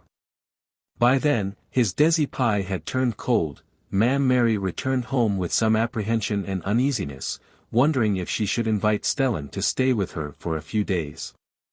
At that moment, her housekeeper informed her that the eldest son of Count Hall, the chief secretary of the National Atmospheric Pollution Council, Mr. Hibbert Hall, had come. After both of them entered the living room, before Ma'am Mary could even open her mouth to speak, the handsome, blonde gentleman spoke first. Ma'am Mary, I've heard of what has happened to you. It's a disgrace to Backlund, and even to the whole kingdom, and I'm deeply sorry for it. Don't worry, everyone in the committee will stand with you. Thank you for your concern, Ma'am Mary responded gratefully. After a moment of consideration, Hibbert Hall said, Ma'am, I wish to get a reporter to interview you regarding this incident. I want to tell everyone about what happened to you and how despicable this act is. I want to let everyone see how outrageous those people who have contaminated Backlund's air are. There's no sign of repentance. Please agree to my request. It's exactly as Detective Moriarty described. Ma'am Mary was momentarily at a loss for words. After breakfast, Klein rested for a while. Since he had nothing better to do, he went above the grey fog in preparation to divine the origin of the biological poison bottle. This time, he didn't delay it at all. Chapter 368, 368 The stone pillars of the ancient and majestic palace supported the high dome. Klein sat at the end of the long bronze table, holding a translucent brown bottle. He checked it over and over again, but he didn't sense any danger from it. Let's begin. He conjured a pen and paper and wrote the divination statement, its origin. Putting the fountain pen away and bracing himself for a blow, Klein glanced at the paper and the biological poison bottle, leaned back in his chair, and entered cogitation while reciting the statement. Soon, He entered a hazy gray dream world and saw a dark but spacious room. There were king cobras, black widows, and other strange plants and animals in the room. It was a messy and harrowing scene. A middle-aged man in a white coat was standing in front of a long table in the middle of the room. He threw the snake gall and spider venom into the huge black pot that hung from the ceiling. In the end, he even put in a few items that possessed a strong spiritual luster. For example, they would sometimes disperse into a black gas, and other times condense into dark green lung-shaped objects. Otherwise, they would be in the form of a tube containing a clear azure liquid or fiery red eyes. The air around the black iron pot gradually became viscous. It was gathering towards the center, but it was constantly being pushed aside, making it difficult to achieve its goal. When the white-robed middle-aged man saw this scene, his brow slowly creased, his expression looked slightly anxious. He flipped through the black notebook by his side, gritted his teeth, and used a ritual silver dagger to slice open his wrist. Drops of fresh blood dripped into the black iron pot, seemingly breathing life into its contents instantly. A terrifying suction force suddenly erupted, sucking in all the viscous air around it. The scarlet blood which had yet to leave his wrist was fully sucked into it. And that wasn't everything. Regardless of how the white-robed middle-aged man struggled to resist, or how he revealed a terrified expression, he couldn't prevent his body from approaching the iron pot. His body was stretched, his head was compressed, and amidst his screams, he was eaten, little, by the pot. The hanging specimens, plants, and anything that could move or be moved, all flew into the pot. Brown fog suddenly filled the room, quietly ebbing and flowing. By the time it was all over, the room was empty except for the brown, translucent bottle lying quietly in the middle of the clearing. The scene quickly faded away, and the dream world shattered. Klein opened his eyes and muttered to himself, "So the biological poison bottle is a product of a death-seeking experiment. I thought it was a Beyonder characteristic left behind by some Beyonder. If that were the case, I'd have been able to divine a formula, to Klein, a Rampager spirituality and Beyonder characteristic, as well as a spirituality and Beyonder characteristic which was contaminated by an evil god, could all be used to divine a formula. Just like the all-black eye which Nimblewright Master Rosago left behind. It was thanks to the isolation effects of the gray fog, and how the mysterious space was able to eliminate negative influences, giving him the ability to court death. Of course, a Beyonder characteristic involved many other additional factors. In theory, the chances of failure were extremely high, but Klein only had the confidence to do so after advancing to magician. Similarly, a sealed artifact formed by Beyonder characteristics could also be used to divine the formula for a potion. However, if they were mainly ingredients, then through the production processes and dangerous experiments done by an artisan or other Beyonders, turning them into mystical items, then Klein's divination would be useless at his current state. Even with the enhancement effect provided by the mysterious space above the gray fog, it was useless. Not bad. At least I don't have to worry about the biological poison bottle having any other latent risks anymore. Klein glanced at the werewolf Fong and wisely abandoned his curiosity. In Empress Borough, the opulent villa of Count Hall, Audrey continued her study of psychology. By her feet, the huge golden retriever, Susie, was sitting there, her eyes shining. From time to time, she wagged her tail, as if enjoying the scene. Psychiatrist Escalante finished the introduction material and deliberately made a casual remark. Actually, there is such a theory. It's believed that humans would inherit a certain amount of their ancestors' consciousness over the generations, thus, forming the underlying logic of one's behavior patterns. For example, although many people have never seen a poisonous snake, they would instinctively feel afraid and wish to avoid it once they encounter one. Why is that? This is theorized to be an instinct that we inherited from our ancestors, something that is hidden in the deepest recesses of our consciousness. In ancient times, people constantly fought with poisonous snakes and all kinds of ferocious animals, and they gradually carved this memory into their consciousness and passed it down. How does it get passed down? Audrey asked with interest. Escalante, with her long hair which reached her waist, laughed. That's a very good question. Some people provide explanations that involve a theory that everyone's consciousness is actually connected at the lowest level. It is one entity, and the traces and characteristics left behind on this entity will affect the consciousness that belongs solely to them. For example, the lowest level of consciousness is like an endless ocean. Our unique consciousness would be the island situated in the ocean and can be split into two parts. One is hidden under the water, which is the subconscious, which is higher in both quantity and size. The other is exposed on the surface of the ocean, the superficial consciousness that can usually be detected. This is the axiom of this school of thought in psychology. Audrey glanced at Susie, stroked the golden fur on its neck and said, "So, we can use this connected ocean to influence the consciousness of others and achieve the goal of curing certain mental illnesses. This is the mysticism foundation and beyonder powers of a psychiatrist. But it doesn't seem enough and is lacking something. For example, the sky above one's head, the sky which shrouds everything." Audrey curiously thought as she wore a look of confused enlightenment. "You're really talented in this area." Escalante praised in delight. "However, we can only affect a portion of the surrounding ocean, and through it, we can affect those who are close to us. If we venture deeper into the ocean, it will be easy for us to lose ourselves." She looked up at the ornate and complicated clock on the wall, smiled, and said, "Time's up, this is the end of today's class.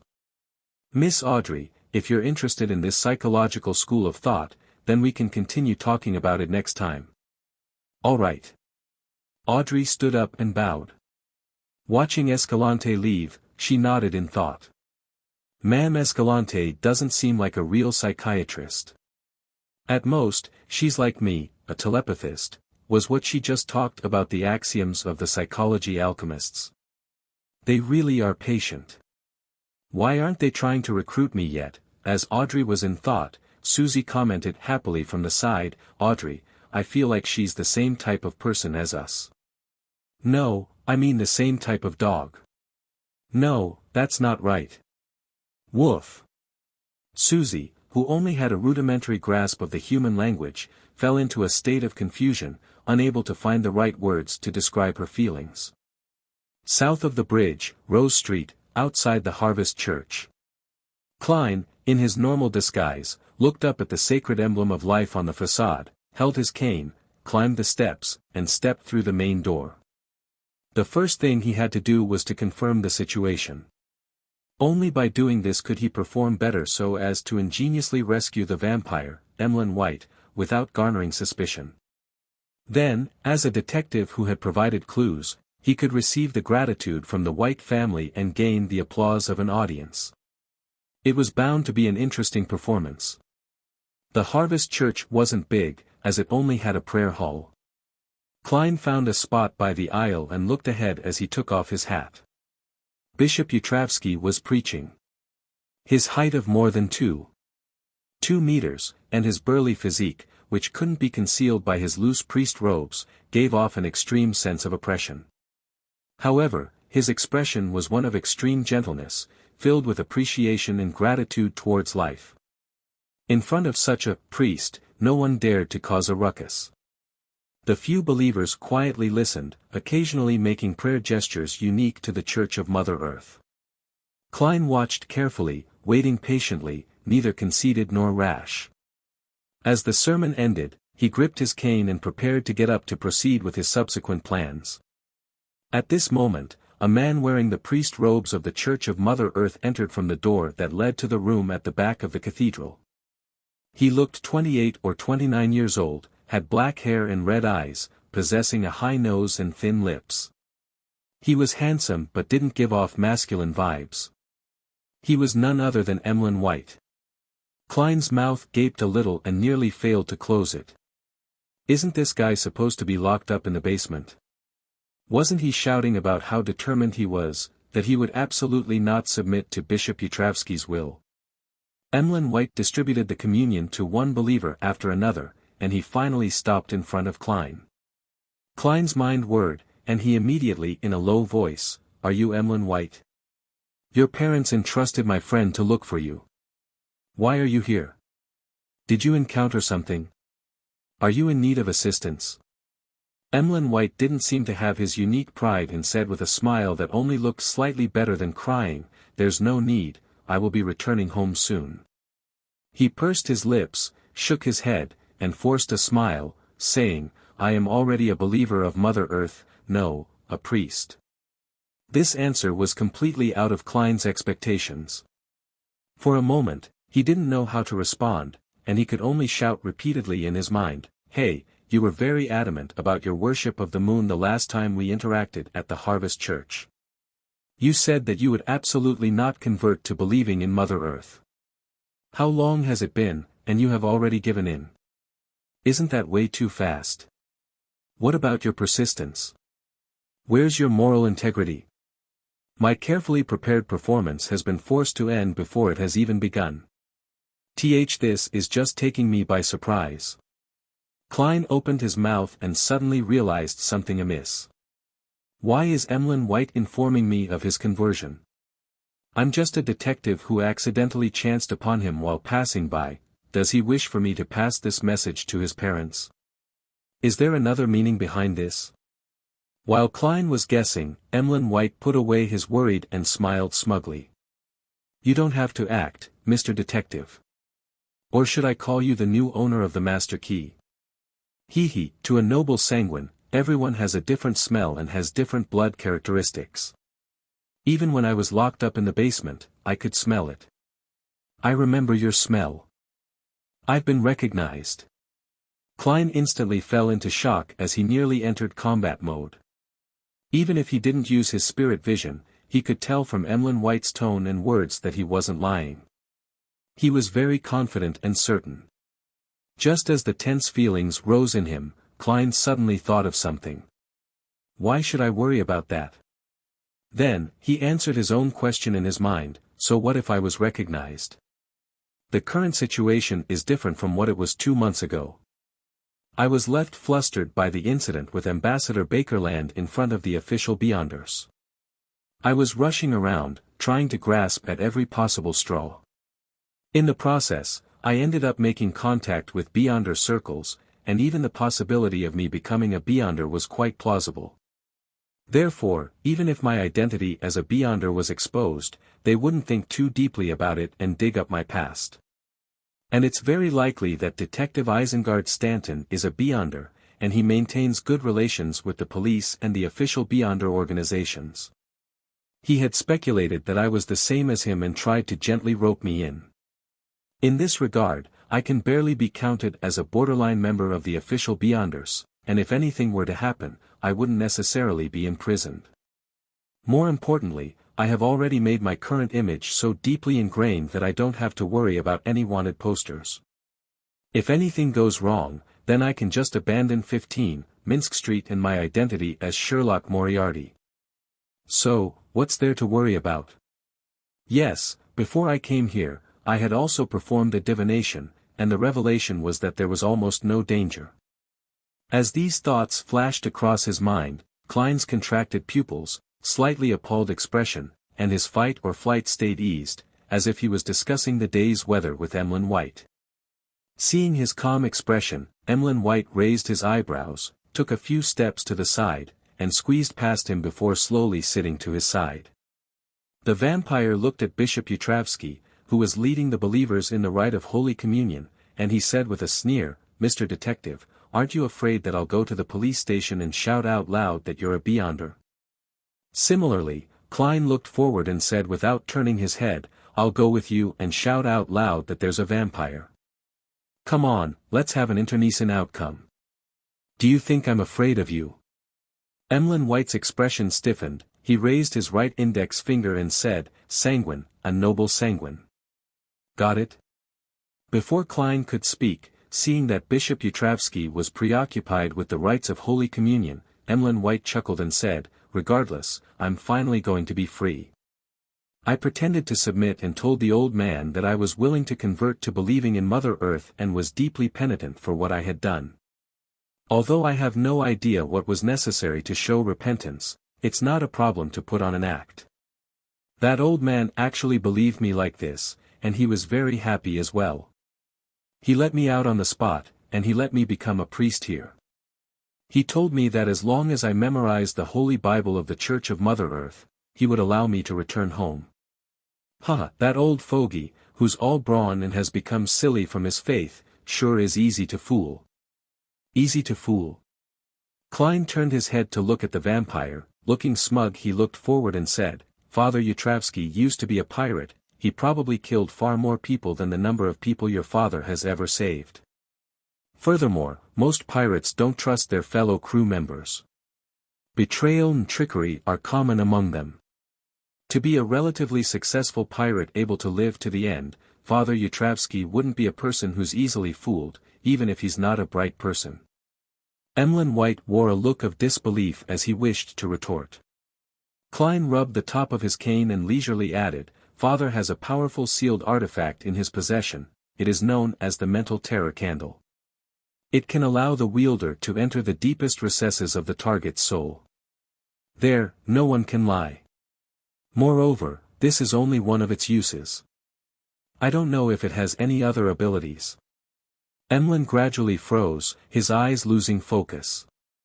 After a dozen seconds, he whispered with a pale expression, "When I said I was willing to change my faith, that old man came in with a lantern. There was a candle in the lantern, and I didn't get a good look at it." Klein tilted his head and gave Emlyn White a sympathetic glance. "Perhaps Father Yutravsky used it to plant a seed in you, one that gradually and thoroughly makes you wholeheartedly believe in Mother Earth."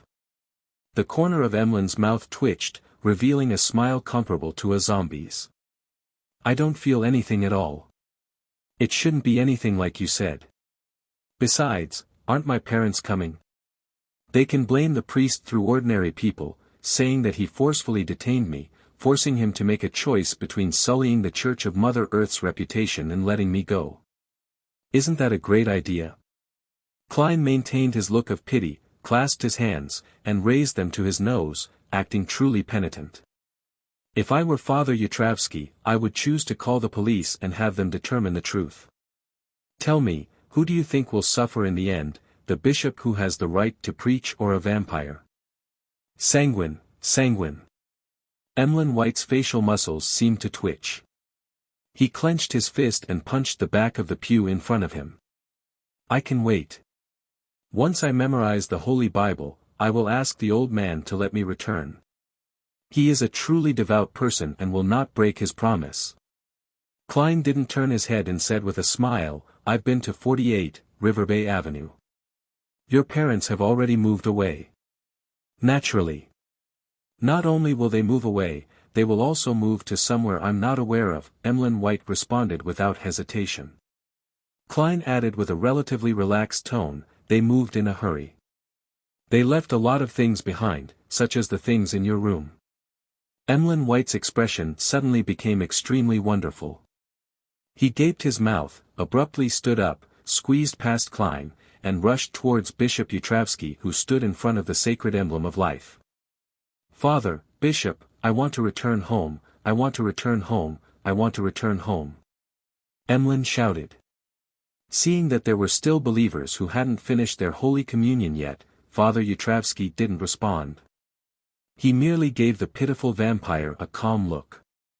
Emlyn quickly shut his mouth and became quiet. He paced back and forth, looking extremely anxious. Smiling, Klein stood up, took his cane and hat, and strolled down the aisle to the front pew of the cathedral's hall.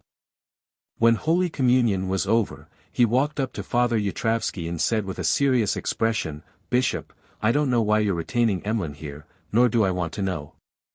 I only know one thing, his parents have entrusted me to take him back. If this giant-like priest agrees to my request so easily, I can only light a vigil candle for this vampire, Emlyn. No, I'm sure he will hate candles from this day forth.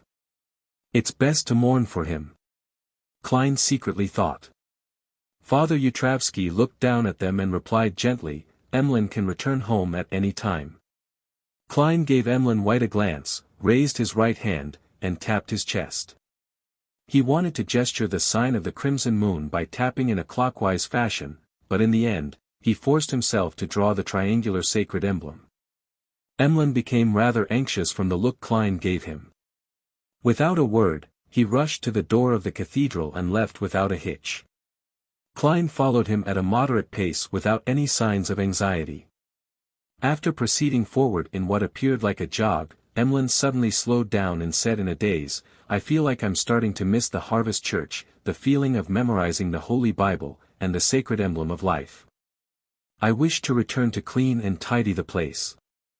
It'll only take an hour, this planted seed is even more vicious than I had imagined.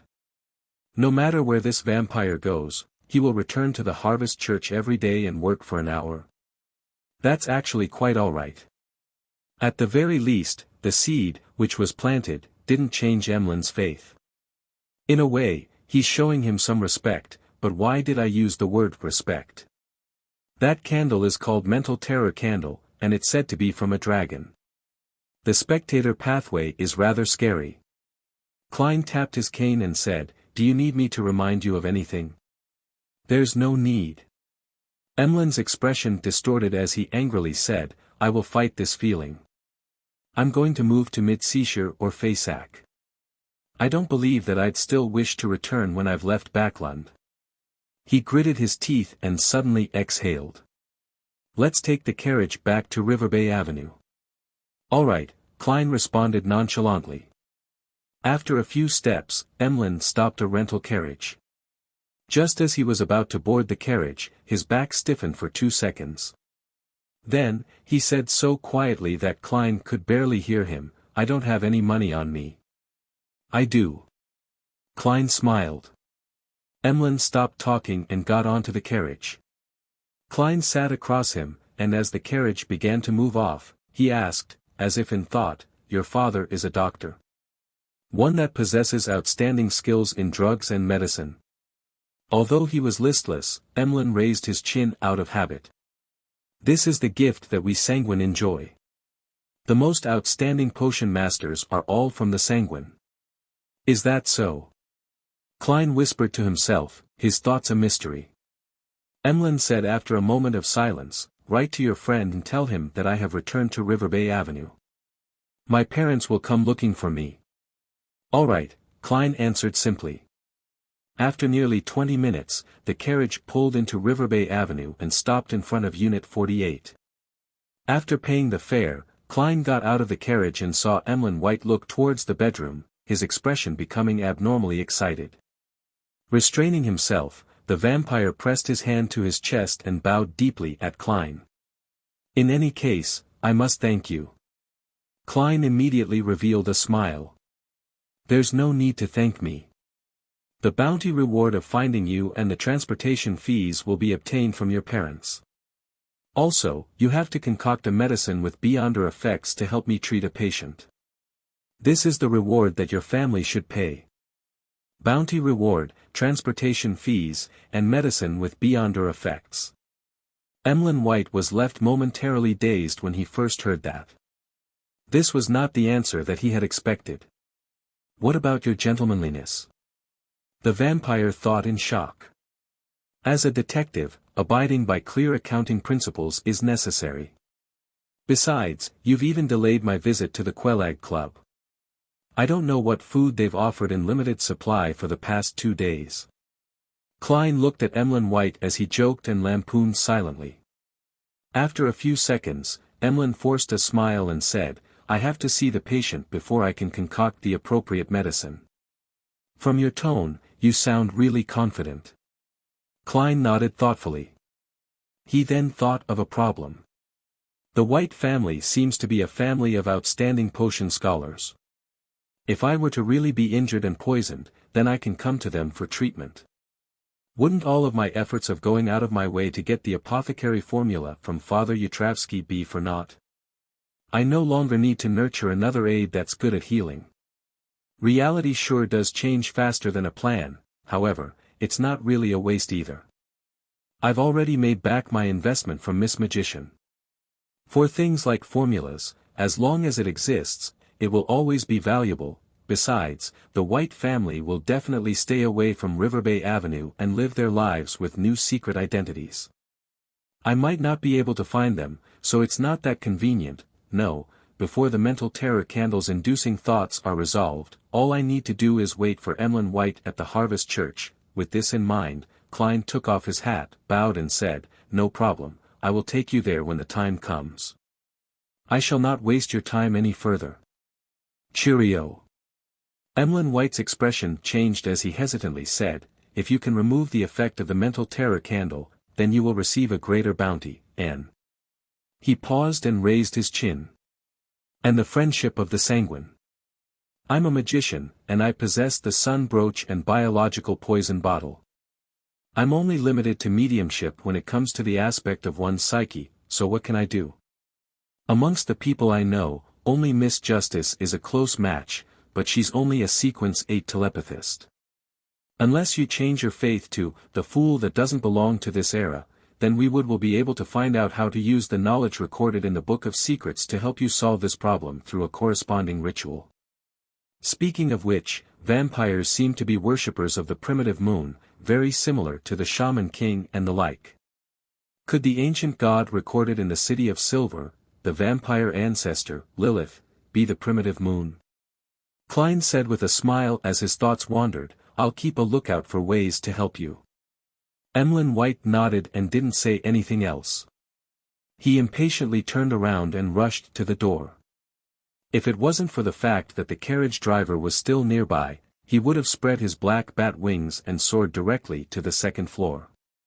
Klein laughed and shook his head emotively. He rode back in the same rental carriage and arrived at the steam metro not far away. He then made a transfer and returned to Sherwood Burroughs 15, Minsk Street. Before entering the room, Klein, who had become accustomed to opening the letterbox, checked for letters. To his surprise, there really was a letter. There was no stamp on the letter. It was addressed to Detective Sherlock Moriarty and was signed off with Jürgen Cooper. Lawyer Jürgen. Puzzled, Klein picked up the envelope and tore it open. Under the light of the street lamp, he saw a piece of paper and 2 bills. The denominations of these 2 notes were 1 soldi and 5 soldi.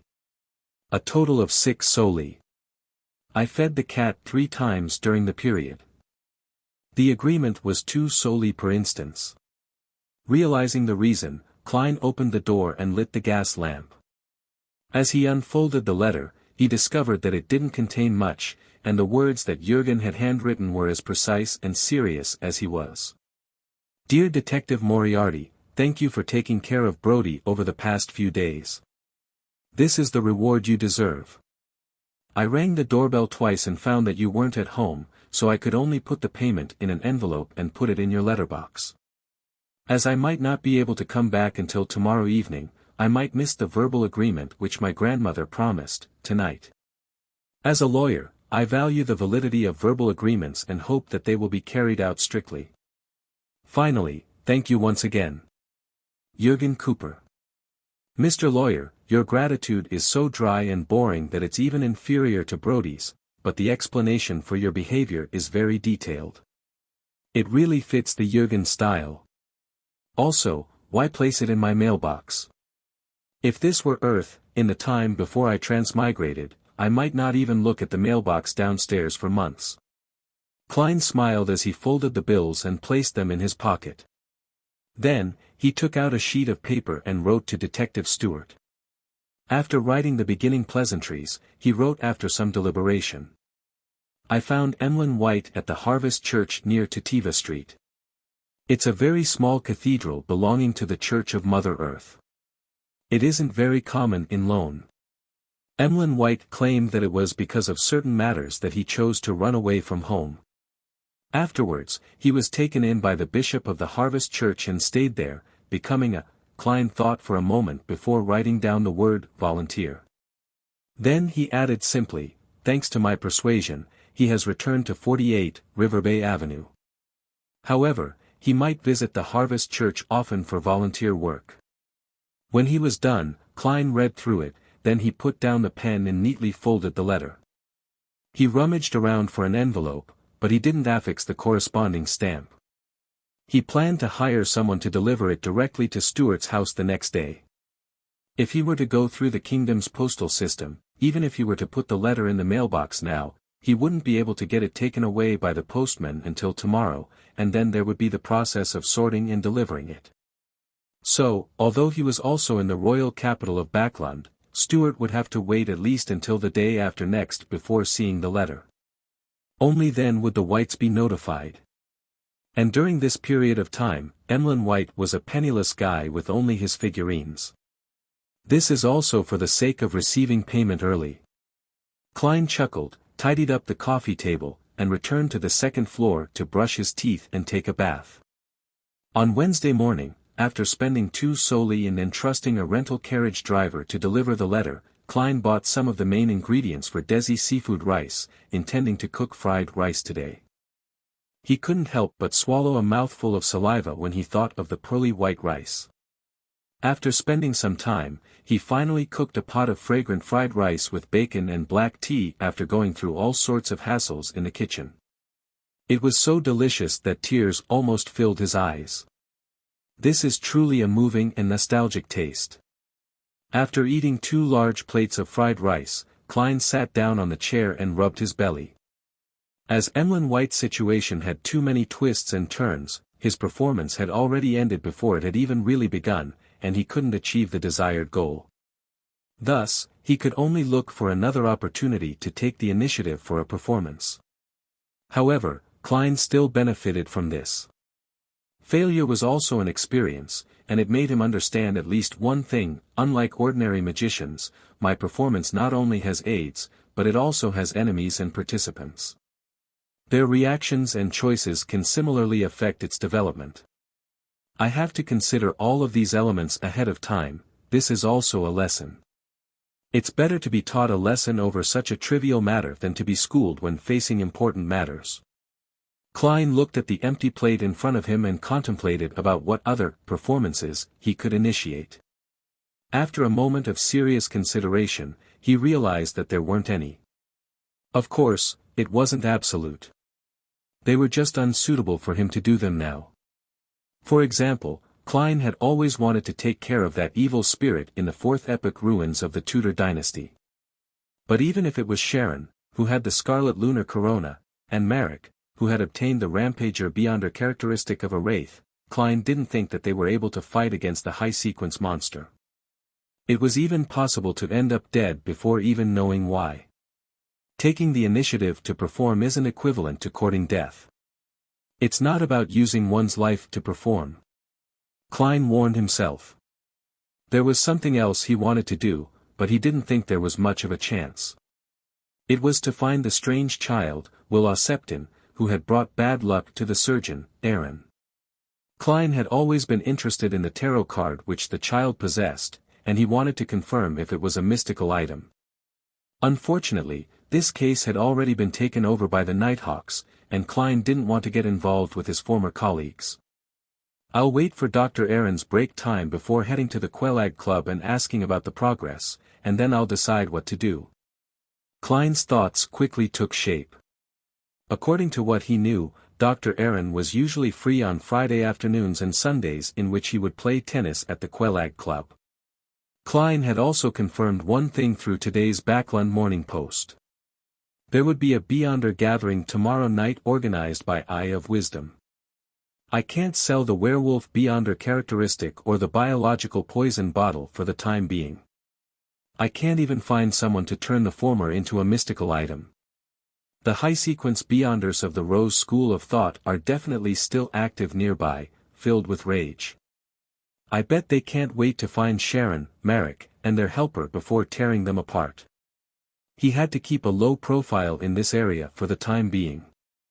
Klein picked up his napkin, wiped his mouth, and began to clear the table. He had wanted to rest for the day and go to the Quelag Club for a leisurely day without taking the initiative to perform, but then he recalled the Amon avatar which attempted to penetrate the grey fog, and he recalled the role that the Book of Secrets had played in that harrowing moment. So Klein lit the fireplace in the living room and brought the Book of Secrets back to the real world. He then concentrated on reading, studying, and taking notes. Of course, he would later burn the corresponding notes above the gray fog. It was already noon before he realized it when he suddenly heard the doorbell ring. After hiding the book of secrets, Klein entered the living room and went straight to the door. The visitor was the thin, bearded Detective Stewart. He looked at Klein with great reverence and excitement, and he couldn't wait to praise him. "You really are a great detective with abundant resources and channels. You were actually able to solve this kind of case without any clues. Why do I feel a slight change in my spirituality? It seems like the potion has been digested a little more." In other words, my performance still enjoyed some limited success. However, there's only one person in the audience, and only he was fooled into seeing the wonderful outcome. An audience's applause really is effective. Klein was startled before he revealed a warm smile.